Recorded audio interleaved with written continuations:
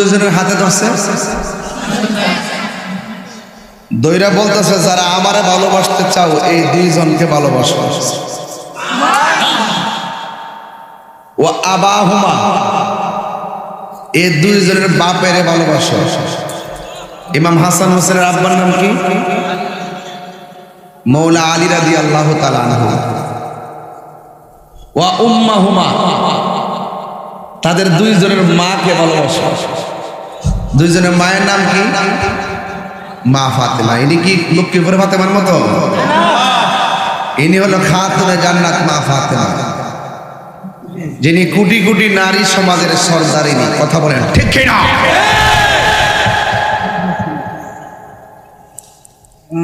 এই হলো চারজন, আর নবী হলো একজন। মোট কয়জন? এদের নাম হলো পাঞ্জা। পাক অর্থ পবিত্র, পাঞ্জা অর্থ পাঁচ, তন অর্থ দেহ। পাঁচটা পবিত্র দেহ মোবারক। তা আমরা কি এজিদি মুসলমান নাকি হুসাইনি মুসলমান?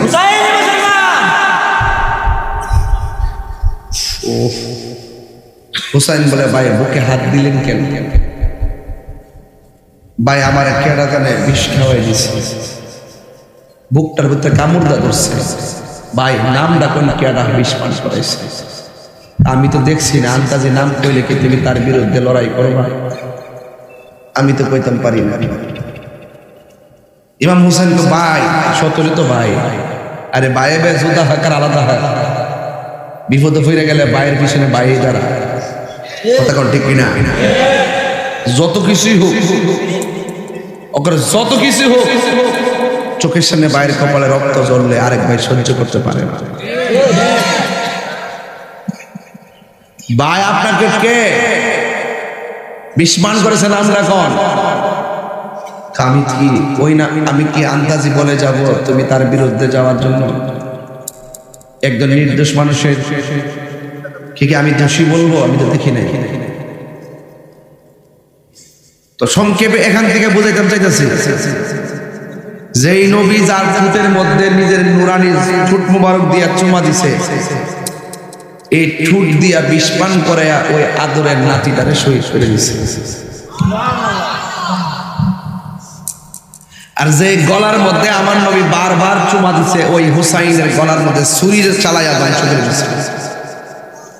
আর যেই নবী সৃষ্টি না হইলে পানি সৃষ্টি হইতো না, সেই নবীর আওলাদের জন্য তারা পানি বন্ধ করে দিছে।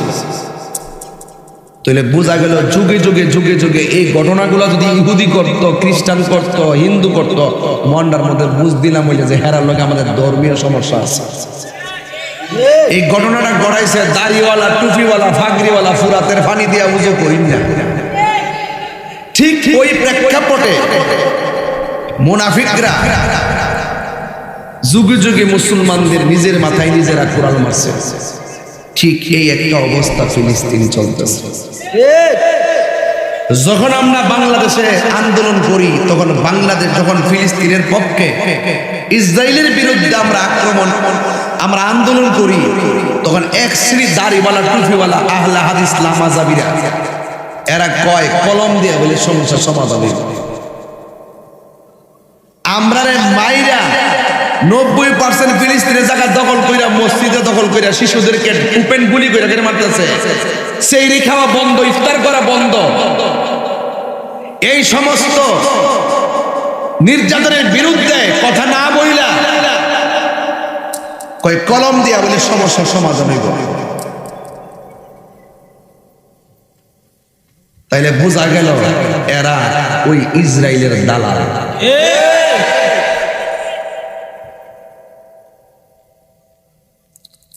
শুধুমাত্র তাই নয়,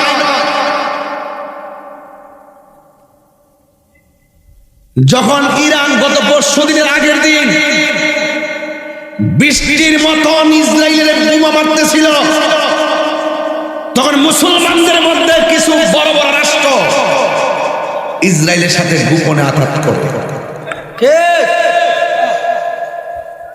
যুগে যুগে ইতিহাস প্রমাণ করেছে আমরা নিজের মাথায় নিজে কোরআন মারছি।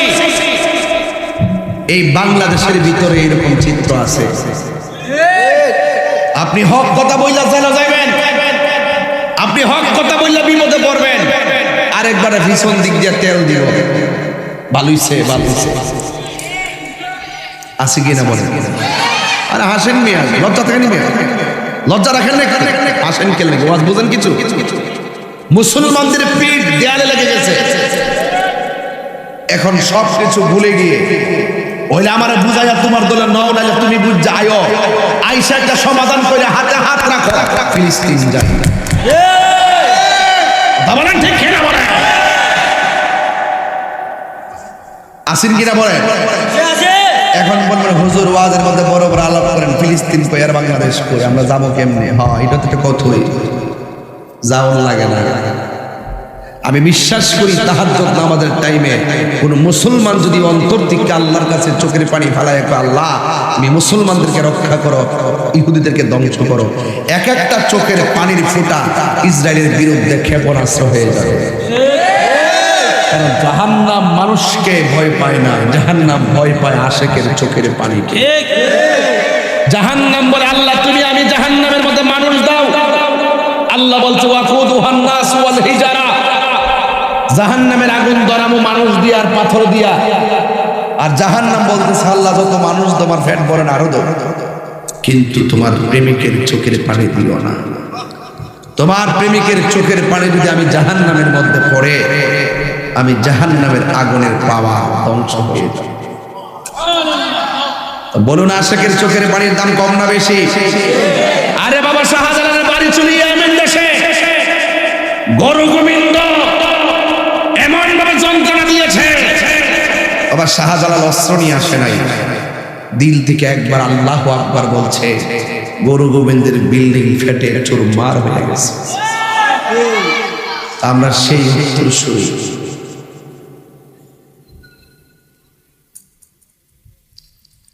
এই জন্য যতদিন বেঁচে থাকবেন ইমানটারে তাজা রাখবেন। ইমাম হুসাইনকে ভাই কেডা মারছে? ও ভাই কোহে একবার শুনি,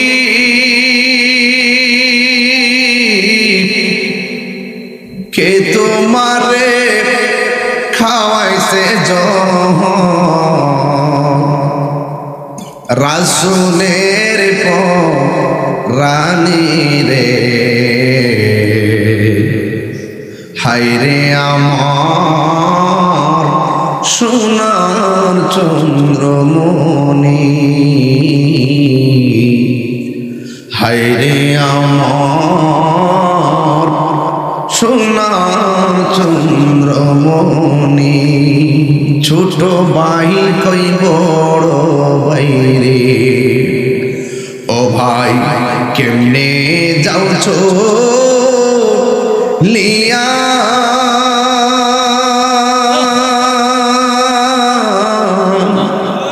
আজকে থেকে কান্দি আমি বাইহারা ইয়ারে, হায়রে আমার সোনার চন্দ্রমণি। আল্লাহ বলে ও জিবরাইল, ও জিবরাইল যাও না রে চলিয়া,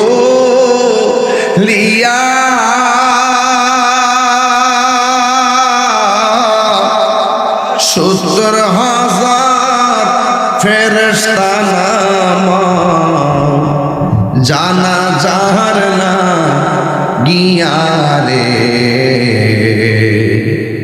হায়রে আমার সোনার চন্দ্রমণি,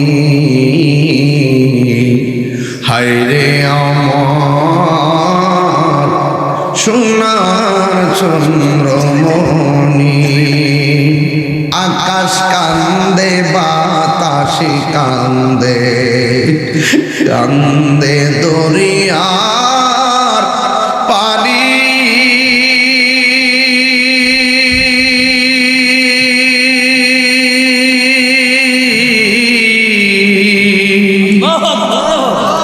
দুই পুত্র রায়া কান্দে, ফাতেমা ননি রে, হায় রে আমার সোনা চন্দ্রমণি, হায় রে আমার সোনার চন্দ্রমণি। ও বন্ধু, ছোট ভাই কয় বড় ভাই রে, ভাই রে তোমার নাভি থেকে মাথার তালু পর্যন্ত যে অংশটা ডাইরেক্ট আমার নানার মতো, কার অংশ দেখে আমি নানারে স্মরণ করব? ও ভাই, তুমি আমার ছেড়ে চলে যাইতেছো। এমন ভাবে ইমাম হুসাইনের সামনে ভাই দুনিয়া থেকে বিদায় হয়ে গেল। ভাই বড় তন রক্তের বাদন, এ যুবক ভাইয়া ভাই কোনদিন ফাটাল সৃষ্টি করো না। আরে বড় ভাই যদি হয়ে থাকো, একটু ধৈর্যের সেতু বন্ধন হয়ে যান। বড় ভাইটা যদি নিশানাটা লড়াইয়া ফেলে, ছোট ভাইগুলো বিভ্রান্ত হয়ে যায়। বাবা দুনিয়ার দিকে চলে গেলে ভাইটা ওই জায়গায় ছায়া হয়ে কাজ করে, কথা কোন ঠিক কিনা? মা দুনিয়ার দিকে চলে গেলে বড় ভাইয়ের বউটা ছায়ার মতো কাজ করে। এই জন্য যুবক ভাইয়েরা আমার, ভাইয়ের সামনে ভাই চলে গেছে, ভাই চোখের পানি ফালাইয়া কান্দে। পৃথিবীর মানুষ এমন ভাবে নবীর আওলাদদেরকে শেষ করে দেওয়ার জন্য ষড়যন্ত্রের ছক এঁকেছে। ইমাম হুসাইন রাদিয়াল্লাহু তাআলা আনহু একা হয়ে গেল। নাই নাই মাওলা আলী রাদিয়াল্লাহু তাআলা আনহু দুনিয়াতে নাই। খাতুন জান্নাত মা ফাতেমা জোহরা রাদিয়াল্লাহু তাআলা আনহা দুনিয়াতে নাই। ইমাম হাসান চলে গেছে। ইমাম হুসাইন রাদিয়াল্লাহু তাআলা আনহু তিনি দাওয়াত পেয়েছেন, ওই কুফা নগরীতে যাবে। কিন্তু ইমাম হুসাইন রাদিয়াল্লাহু তাআলা আনহু যাওয়ার আগে মুরব্বীদেরকে নিয়ে পরামর্শ করে ডাক দিয়ে বলে, মুরব্বীরা, কুফা নগরী থেকে আমার কাছে চিঠি এসেছে। আপনারা মুরব্বীরা কি বলেন? মুরব্বীরা বলে, ও হুসাইন, আপনি যাবেন না। আমরা অতীত থেকে দেখেছি এদের মুখের ব্যবহার অনেক সুন্দর, তলোয়ারের ব্যবহার ভালো না। যাদের মুখের ভাষা সুন্দর, অন্তর ভালো না, এদেরকে কি বলে? আরো জনে কোন কি বলে? এই মুনাফিক আমাদের সমাজে আছে না? না, সবচাইতে ঘর ধ্বংস করে, বংশ ধ্বংস করে, সমাজ ধ্বংস করে, বাজার ধ্বংস করে একমাত্র মুনাফিক। কথা বলে এই সমাজের ম্যাক্সিমাম মুনাফিক দেখবেন আপনার সামনে আপনার কথা, আরেক জায়গায় তারা আপনার বিরুদ্ধে কথা। আছে না নাই? এরপর ইমাম হুসাইন বলেন, ঠিক আছে আমি যাব না, তবে যাওয়ার আগে একটা প্রতিনিধি পাঠাই। ইমাম মুসলিম রাদিয়াল্লাহু তাআলা আনহুকে ঠিক করা হলো। ইমাম মুসলিম রাদিয়াল্লাহু তাআলা আনহু এই দেশের অবস্থা বুঝতে যাবেন। ওনার দুইটা সন্তান, একজনের নাম মুহাম্মদ, আরেকজনের নাম ইব্রাহিম। বাপের ডাক দিয়ে বলে, আব্বা আপনি একলা যাবেন কেন? আমরাও যাব। এই দুইটা সন্তান নিয়ে গেছে। ইমাম মুসলিম চলে গেছে। ইমাম হুসাইন কই, তুমি যদি দেখো এই দেশের অবস্থাটা ভালো, তাইলে আমি রওনা দিব। এই প্রতিনিধি বানাইয়া ওই কুফাতে পাঠাইছে। কিন্তু ইমাম মুসলিম যাওয়ার পরে ওই দেশের মানুষগুলো ইমাম মুসলিমের সঙ্গে এমন ব্যবহার করছে, একজন নয়, দুইজন নয়, হাজার হাজার মানুষ ইমাম মুসলিমের হাতেই মুরিদ হয়ে গেছে। ইমাম মুসলিম রাদিয়াল্লাহু তাআলা মনে করেন, আমি হইলাম প্রতিনিধি, আমার সঙ্গে যদি তারা এত ভালো ব্যবহার করে, ইমাম হুসাইনরে পাইলে তো তারা কলিজাটা দিয়া দিবে। নামাজ পড়ার সময় যেই মসজিদে এক কাতার হতো না, ইমাম মুসলিমের ইমামতিতে ভিতর ভরে গেছে, বারান্দা ভরে গেছে, মাঠে মানুষ চলে গেছে। ইমাম মুসলিম রাদিয়াল্লাহু তাআলা আনহু তো অনেক খুশি হইয়া রাতের বেলা চিঠি লিখছে। এই চিঠিটা ইমাম হুসাইন রাদিয়াল্লাহু তাআলা আনহুর কাছে পাঠিয়ে দিয়েছে। ওই চিঠির ভাষাটা এমন ছিল, ইয়া হুসাইন তালহানা, ইয়া হুসাইন আপনি আসুন। আমার পাইয়া হাজার হাজার মানুষ আমার কাছে মুরিদ হয়ে গেছে, আপনার পাইলে সবাই আপনার কাছে মুরিদ হইয়া যাবে। যেই মাত্র চিঠিটা পাঠাইয়া দিছে, ওই প্রদেশের মধ্যে একজন গভর্নর ছিল, যার নাম ছিল ইবনে জিয়াদ। ইবনে জিয়াদ ঘোষণা করলো, নবীর আওলাদের পক্ষ থেকে প্রতিনিধি আসার পরে কারা কারা হাতের মধ্যে মুরিদ হইছস নাম দে। কে কে মুরিদ হইছস তাড়াতাড়ি কর। রাতের অন্ধকারের ভিতরে ইমাম মুসলিমের কাছে মুরিদগুলো বায়াতকে যদি প্রত্যাখ্যান না করে, আমি ইবনে জিয়াদের তলোয়ার থেকে তারা বাঁচতে পারবে না। এই যখন ঘোষণা করে দিছে, তখন ওই মুহূর্তে ইমাম মুসলিম তো টের পান নাই। এই টের পাইছে মসজিদের মধ্যে যাইয়া, যেই মসজিদের ভিতরে মুসল্লির ভিতরে জায়গা নাই, বাহিরে জায়গা নাই। ইমাম মুসলিম বলে, আমি ইমামতি করতে গেলাম, যাইয়া দেখি বারান্দার মুসল্লির খবর নাই। জোহরের টাইমে দেখি ভিতরের মুসল্লির খবর নাই।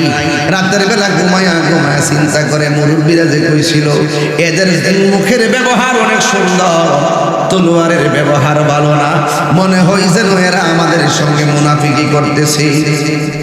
রাতের বেলা যখন মুসল্লি নাই, ওই দিকটা দুইজন ঘাতক ইমাম মুসলিমের ঘরের দরজার মধ্যে তলোয়ার নিয়ে দাঁড়ায় রয়েছে। ইমাম মুসলিম মনে মনে ভাবলেন, আমি সকালবেলা উঠে যেইভাবে হোক হুসাইনকে না করবো দেশে আসার জন্য, যেই মাত্র এই চিন্তা কইরা ফজরের টাইমে মসজিদে না যাইয়া তিনি ইমাম হুসাইনের কাছে খবর পাঠানো ব্যস্ত হয়ে গেল। ওই মুহূর্তে ইমাম মুসলিমের গলার মধ্যে দুইটা ছুরি ধরল। কোথায় যাও? কয়, আমাকে তোমরা গলার ভিতরে ছুরি ধরলা কেন? তোমরা না গত রাত্রে আমার পিছনে মুক্তাদি ছিলাম, মুসল্লি ছিলাম। বেশি কথা বলবো না, বেশি কথা বললে কল্লা আলাদা ফেলে দিব। আমরা এসেছি তোমার কল্লা নেওয়ার জন্য। ইমাম মুসলিম ডাক দিয়ে, আমি আগেই টের পেয়েছি তোমরা মুনাফিক, কিন্তু তোমরা আমাকে মারো, কোনো অসুবিধা নাই। শুধু হুসাইনকে চিঠি দিয়া বলবো, চিঠিটা যেন পেয়ে তিনি না আসেন, আমি একটা প্রতিনিধি পাঠাবো, আমাকে সেই সুযোগটা দিয়ে দাও। আর না হয় আমি যাইয়া বলবো, হুসাইন আপনি যাইয়েন না, কিন্তু আমি ওয়াদা করছি তাদের কাছে যাব, আমি যাইতেছি। এবার ওরা বলছে, না না তুমি গেলে আর আসবে না। আমরা নবীরা ওরা ওয়াদা করলে ওয়াদা ভঙ্গ করি না, এরপর তারা মানে না। ইমাম মুসলিম যখন দেখলেন তাকে জবাই কইরা ফেলাইবে, তখন তিনি বললেন, তোমরা একটা কাজ করো, আমার যদি মেরে ফেলোই তাইলে আমাকে একটু সময় দাও, আমি 2 রাকাত নামাজ পড়ব। ইমাম মুসলিম তলোয়ার কাঁধে লইয়া তিনি নামাজ পড়েছেন। আপনারা লক্ষ্মীপুরের মানুষ বলেন, ওই নামাজের দরকার আছে না নাই? হাসরের ময়দানে প্রথম হিসাব হবে নামাজের হিসাব। একটা কদম সামনে কেউ যাইতে পারবে না নামাজের হিসাব না দিয়া। ইমাম মুসলিম তলোয়ারের সামনে 2 রাকাত নামাজ পড়লো কেন? এই জন্য পড়েছে, ইমাম মুসলিম বুঝায় গেছে এদের নামাজ আর আমার নামাজ এক নামাজ না। কথা কোন ঠিক কিনা? যেই মাত্র নামাজের সাজদার মধ্যে গিয়ে নামাজটা শেষ করে 2টা হাত বাড়াইছে, ওই মুহূর্তে ইমাম মুসলিমের কল্লাটা তারা ফেলে দিয়েছে। আর ওই দিকটা ইমাম হুসাইন চিঠি পাইয়া দলবল নিয়ে আসতেছে।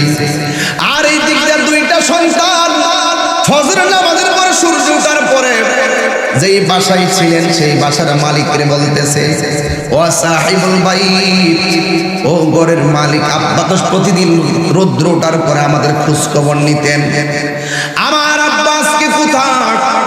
আমার আব্বা দিয়ে আজকে আসতেছে না। ওরা ডাক দিয়া বলে, এ মুহাম্মদের ইব্রাহিম, তোমার আব্বারে ওরা মেরে ফেলেছে। ইন্না লিল্লাহি ওয়া ইন্না ইলাইহি রাজিউন। এই কথা শোনার পরে 2টা সন্তান দেখেন কেমন, বাপেরে মারছে দুঃখ করে না, বাপ শহীদ হইয়া জান্নাতে চলে গেছে। ইমাম মুসলিম যে কাফেলা নিয়ে আসতেছে বাপের চিঠি পাইয়া, ইমাম মুসলিম সেই দিকে একটা দৌড় মারছে। দৌড় মারার পরে ওই লোকটা ডাক দিয়া কয়, তোমরা যদি মদিনায় যাইতে চাও সকালবেলা উটের কাফেলা যাবে, কাফেলার সঙ্গে তোমাদেরকে দিয়ে দিব। এবার ওই কাফেলার সঙ্গে তাদেরকে দিয়ে দিছে। সবাই উট দিয়া যায় মরুভূমির গরম বালির ভিতরে। ওই নূরের টুকরা মুহাম্মদ ইব্রাহিমের পা লাইগা পায়ের নিচে ঠসা পড়ে গেছে। মরুভূমির বালির ভিতরে তারা তৃষ্ণার্ত হয়ে গেছে। ছোট ভাইটা ডাক দিয়া বলে, বড় ভাই গো, বড় ভাই, আমি আর হাঁটতে পারতেছি না। দেখেন না কাফেলা অনেক দূরে চলে গেছে, ওই কাফেলা এখন দেখা যায় না। আমরা একা একা গেলে রাস্তা চিনব না, মরুভূমির পাহাড় আর পাহাড়। ভাই, অনেক তৃষ্ণা লাগছে, যদি পারেন আমার একটু পানি দেন। এবার ইমাম ওই মুহাম্মদ ইব্রাহিম দুইজন দেখতেছেন একটা মহিলা কূপের ভিতর থেকে পানি তুলতেছে। মহিলা মাথার নিচে ঢুকাইয়া বালতি দিয়ে পানি তুলতেছে, আর মহিলা পানির নিচে তাকাইয়া দেখতেছে পানির নিচে দুইটা নূরের টুকরা দেখা যায়। আবার মাথাটা তুললা দেখে আসলে পানির নিচে নূরের পুতুল নয়, ওই কূপের পানির ভিতরে চাঁদের মতন, পূর্ণিমার চাঁদের মতন ফুটফুটে দুইটা বাচ্চা দেখা যায়।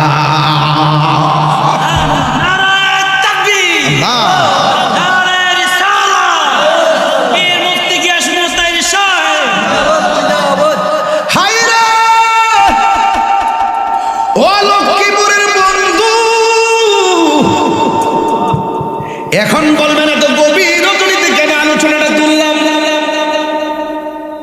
আমি ইতিহাস মনে করাইতেছি ছোট্ট ছোট্ট পোলাপানগুলো রে, এরা ইতিহাস না জানলে লড়াই করবে কেমনে? জোরে কোন ঠিক কিনা? যুগে যুগে ঈমান ধ্বংস করার জন্য কিছু মানুষ সৃষ্টি হবে, কথা কোন ঠিক কিনা?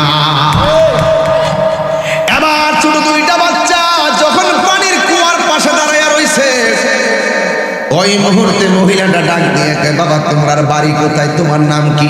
দেখেন ছোট বাচ্চা নাম কয় না, ছোট বাচ্চা নাম কয় না। নাম না কইয়া বলে আমার চিনবেন না, আমরা হইলাম মদিনার গোলাম।